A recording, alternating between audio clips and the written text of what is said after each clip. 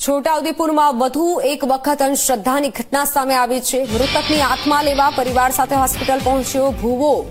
કેસર હોસ્પિટલની બહાર આત્મા લેવા માટે ભૂવો પહોંચ્યો।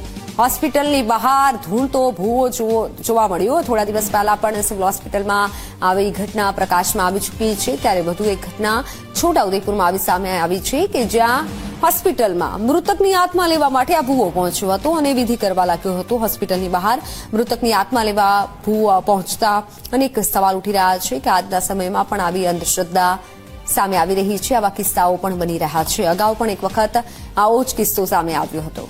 કેસર હોસ્પિટલમાં બોકડિયા ગામના એક દર્દીનું સારવાર દરમિયાન મોત નીપજ્યું હતું। તેના પરિવારે આત્મા લેવા માટે બળવા વિધિ કરવા માટે બોલાવી અને કમ્પાઉન્ડની બહાર વિધિ વિધાન કરે છે। આ બળવા વિધિમાં ધૂણે છે અને આવા ક્રિયાકાંડ કરે છે।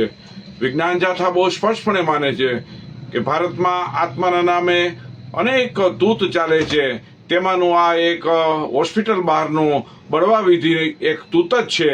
આવા તૂતથી ભ્રમ ફેલાય છે, ભય ફેલાય છે અને માનસિક હાનિ પહોંચે છે। તો આવા બળવા વિધિ કરનારથી લોકોએ દૂર રહેવું જોઈએ, સાવધાનની અપીલ કરે છે।